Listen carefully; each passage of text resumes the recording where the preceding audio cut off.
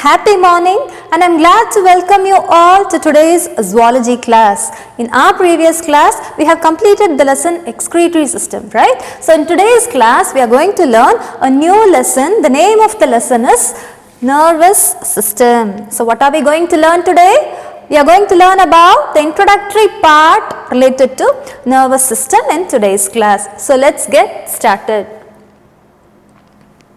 So before learning in detail about the structure of the nervous system or the parts of your body involved in the nervous system, let's learn two definitions. Okay, what are those two definitions? The first definition is going to be about stimulus, and the second definition is going to be about response. So what are the two new words you are going to learn today? Stimulus and response. Clear? Before that, let's learn a concept. What concept is that? See, whenever you feel cold, what do? You wear either a sweater or a jacket similar to this man, how he is wearing, you also wear, right? But you don't wear a sweater or a jacket throughout the year, only when you feel cold you wear, right? So, the concept is like this. Generally, the temperature is the normal temperature, that is you don't feel cold, but some times of the year, maybe in the late December or during Christmas time on, the temperature changes and only then you feel like wearing a sweater, right? So, the concept is like this. When you sense that there is change in the environment, you respond. What did I tell you? Whenever you sense that there is change in the environment, you respond. So, what do you sense? You sense that the environment is cold now. The atmosphere is cold now. There is change in the environment, which means from the normal temperature the temperature has come down and it gives chillness for you. So how do you respond? You immediately wear a jacket or a sweater to keep yourself warm. Now let's learn the definitions for these two terms, as I told you, the stimulus and the response. What is a stimulus? It is a detectable change in the environment. I told you, no? Suddenly the temperature comes down. This is a detectable change. I am going to talk about these two definitions with this example only. The change in the temperature, that is the chillness in the temperature, and the man wearing the jacket is the example I am going to give for both these definitions. Clear? So, stimulus is the detectable change in the environment. Detectable change means it is going to be a big change. The temperature has dropped down very much, that is, it is detectable. You can identify that there is so much of change in the temperature, that is in the external environment. Which is the external environment? Internal environment means your body conditions, and external environment means the environment which is outside you, immediately outside you is the external environment. So here, stimulus is the detectable change in the external environment. So, here in this case, the detectable change is the drop in the temperature because the atmosphere is cold now in the external environment, which means in the environment nearby you it is cold. So, now the change in the temperature is stimulating you, it is triggering you to wear the jacket. Are you clear? So, stimulus is a detectable change in the environment for which you will respond. So, if the temperature is slightly low, you don't wear jacket, you don't respond, right? So, whenever there is prominent change or detectable change only, you respond. So, that is called the stimulus. Here, that cold temperature is the stimulus. What is the response? Definition is like this: the reaction of an organism, not only the human beings, it may be any organism. Say for example, whenever an animal feels cold also, what it will do? It will find some hiding place to protect itself or keep itself warm, right? So the reaction of an organism, in this case, what is the reaction of the man?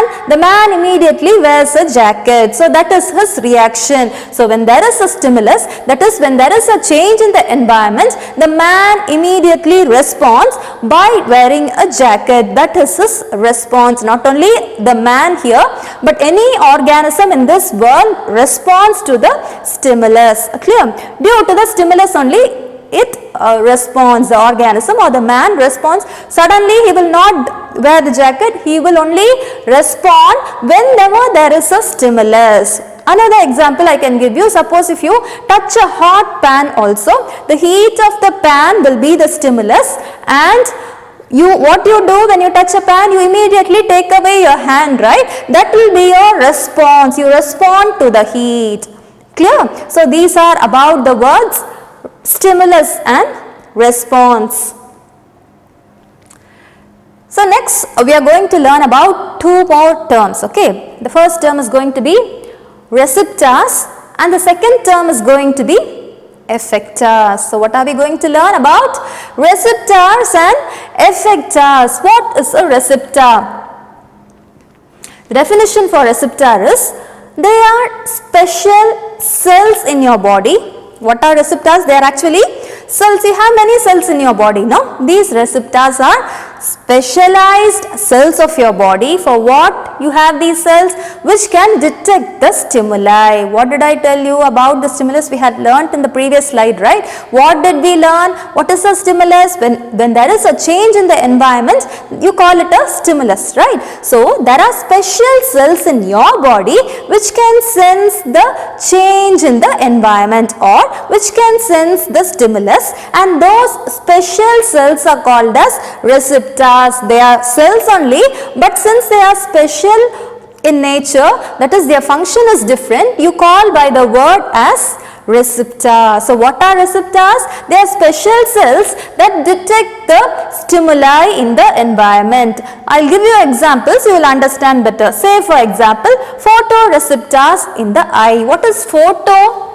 What is the meaning of photo? Photosynthesis all we have studied, right? So photo means always it refers to light. So what is photo? Light. So the cells which can sense the light in the environment, they are called as photoreceptors. You have in your eyes, right? So this is one example, and two more examples are given. Smell receptors in your nose. See, whenever there is a sweet smell or an unpleasant smell, you sense immediately, right? You will realize that there is some good smell or bad smell. How do this man smell the good food? Because he has smell receptors in his nose. What are receptors? I told you they are special cells. So you all have special cells in your eyes to see, special cells in your nose to smell, and also you have special cells in your tongue to taste. That's why the girls are enjoying their food and you too enjoy, right? So we all have special cells in eyes to see called photoreceptors, special cells in nose to smell, it is called smell receptors, and also special cells in our tongue to taste, and they are called as taste receptors. Clear?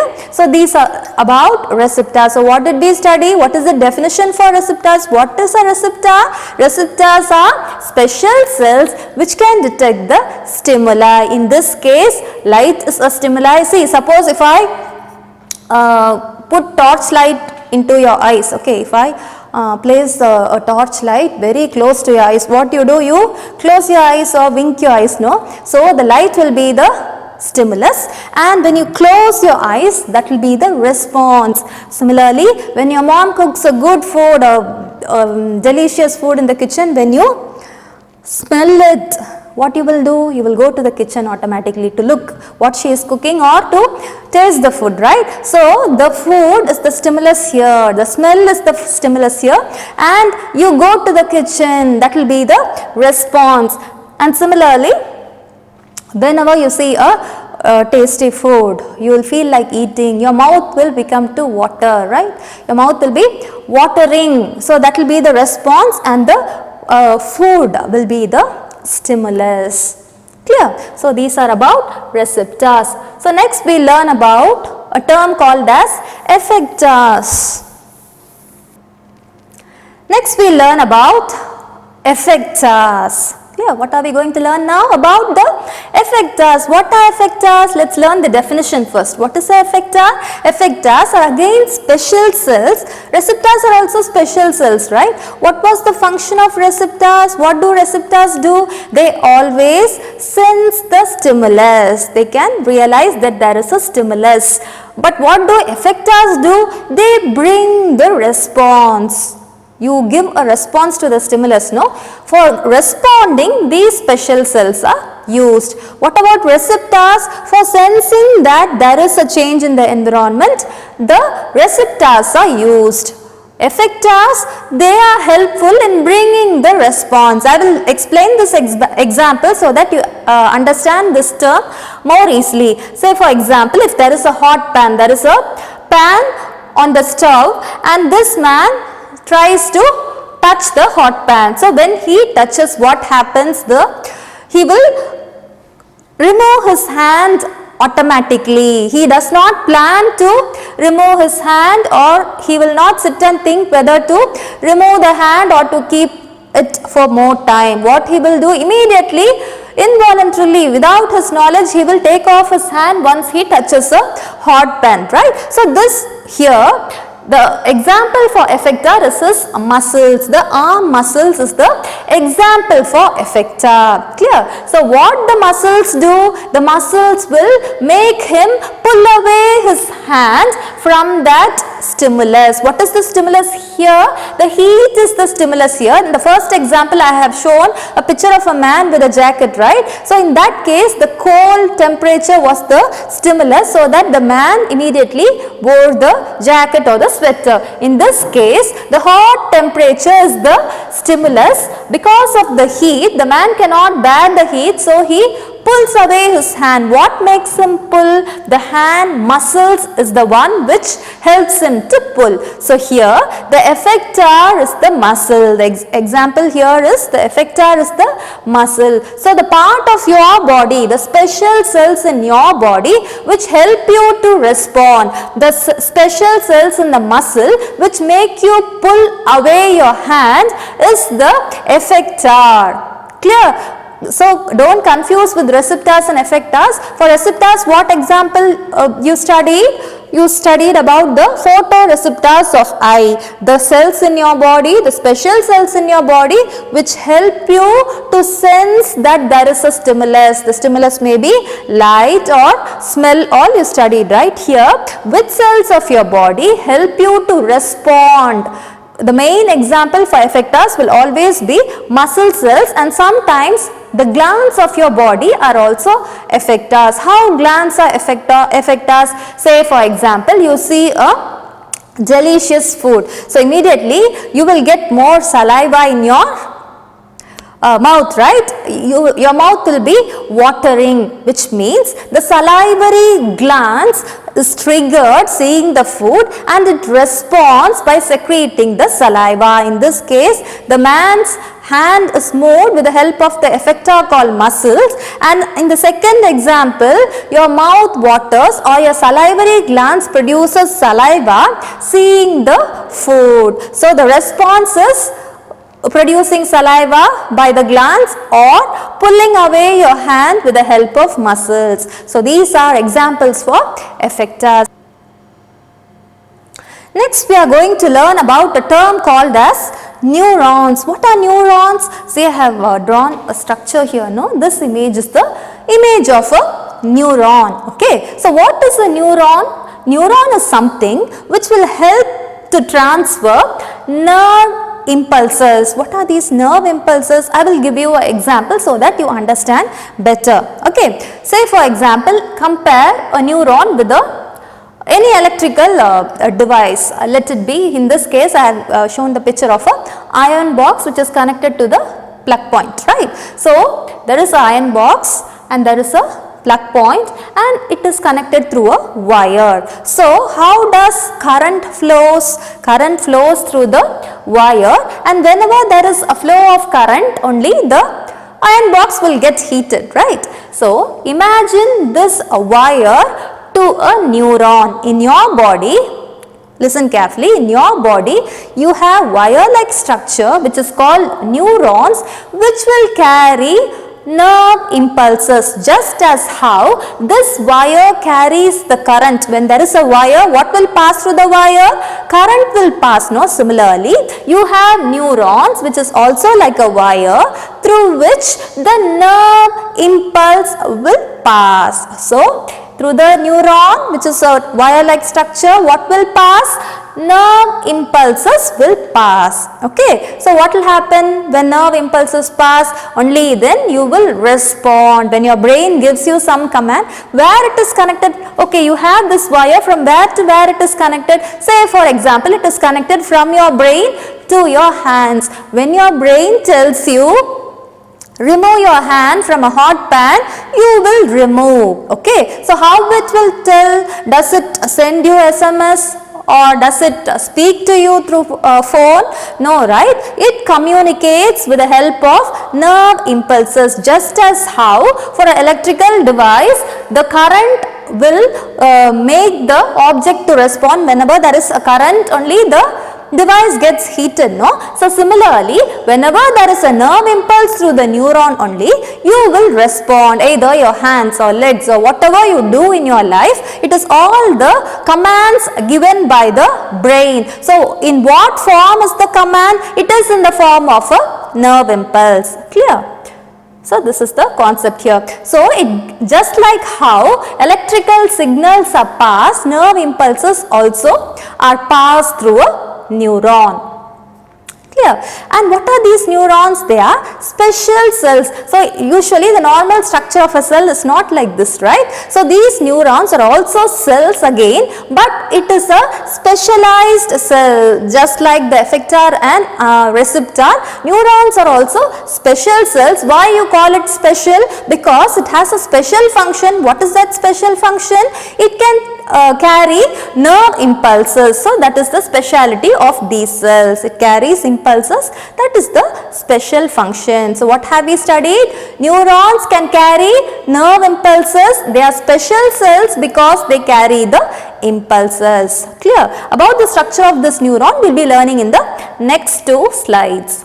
So, what is the structure of a neuron? See, this is the structure of a neuron. What all you have in a neuron? Before that,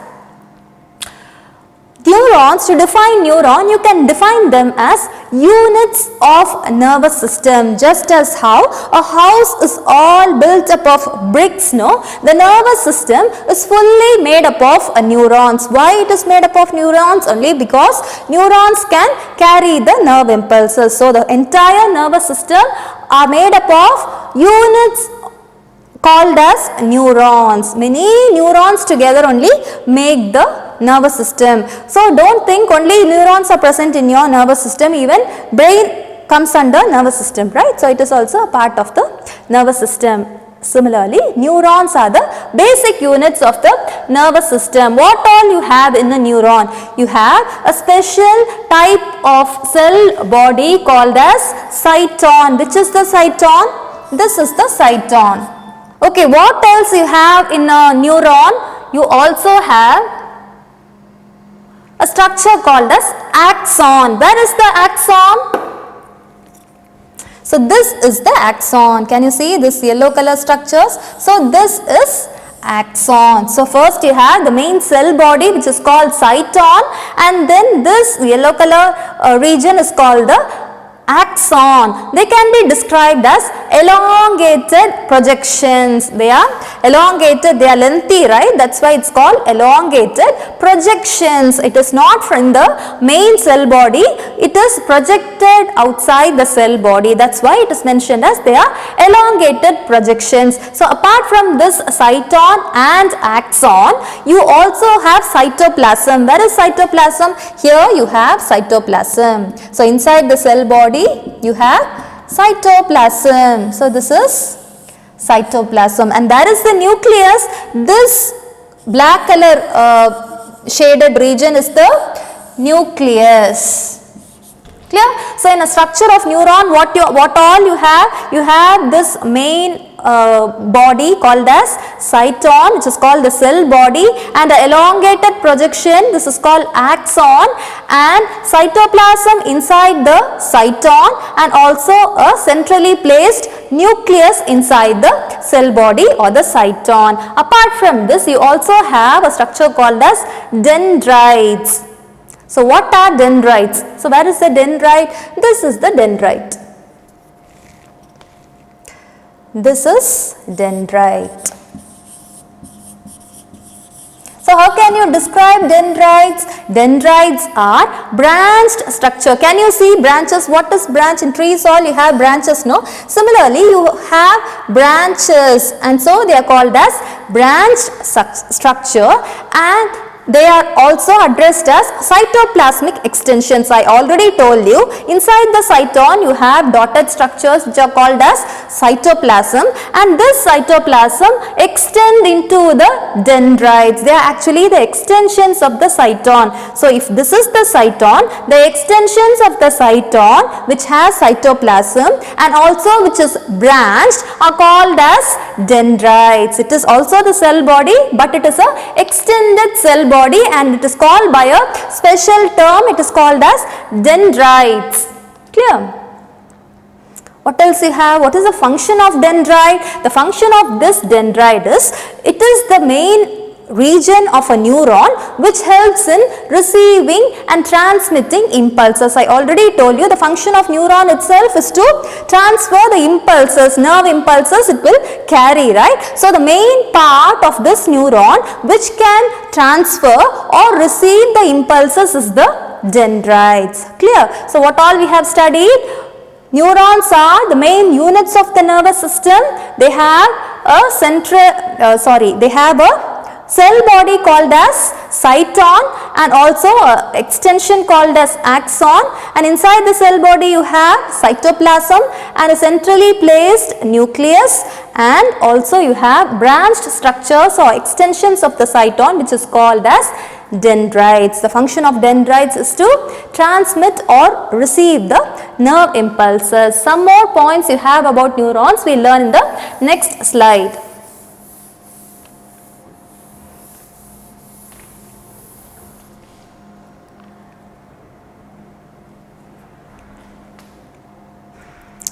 See, just this is colored, but you can relate with the previous structure.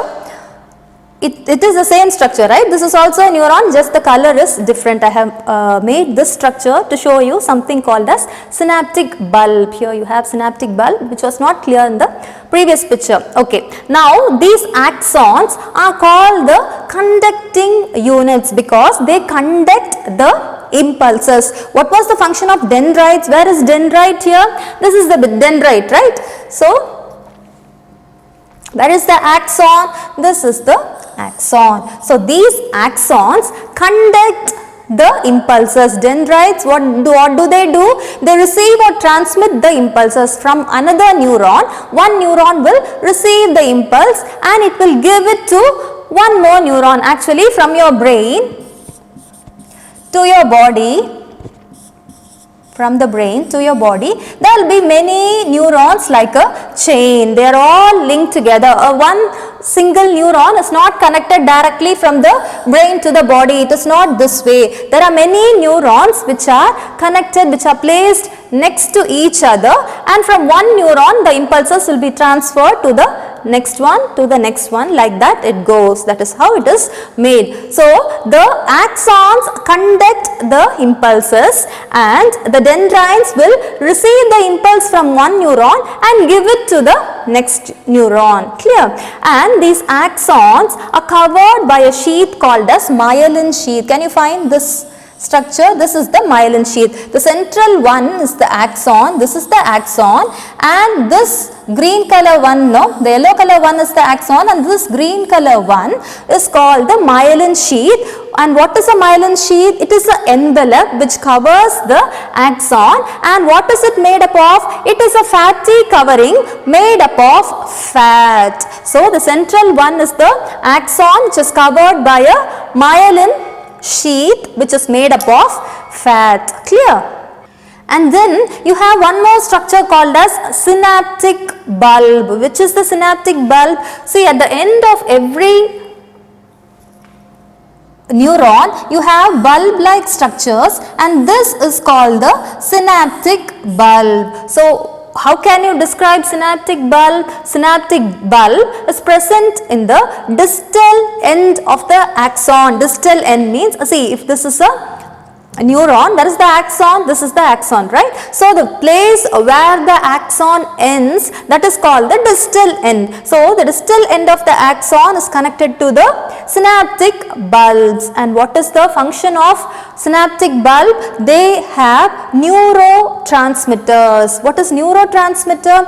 Neurotransmitter means a chemical like structure which is responsible for the transmission of nerve impulses. So neurotransmitters are neurochemicals which can pass the nerve impulses from one neuron to another neurons. So this is about synaptic bulb. And also you have one more term called as synapse. What is synapse? Synapse means it is the junction between two neurons. I told you already, neurons are connected between brain and the body in the form of chains, right? It is like small chains. So synapse is the junction between two neurons. If this is one neuron and if this is one neuron, the junction, which means the meeting point between two neurons, is called by the word synapse. It is the junction between two neurons. Clear? So what have we studied in this slide? We have studied about the function of axons, which are conducting units because they conduct the nerve impulses. The axons, which is a yellow color structure, are covered by a fatty substance which is called the myelin sheath. It is a covering or a sheath around the axon, and this is the green portion is called the myelin sheath. It is the envelope.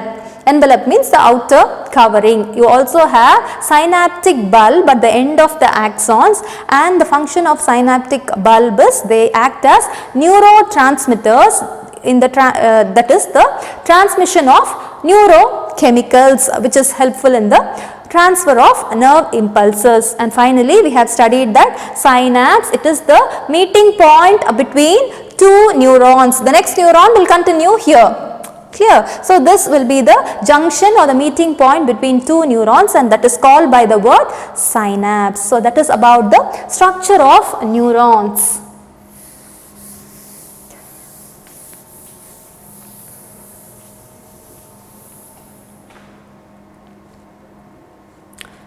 So for homework, you are going to read in your biology book from pages 98 to 99. So read pages 98 and 99, read your daily portion so that it is easy for you during your exam. So that is all for today's class, and until I meet you in your next botany class, you all take care and bye bye.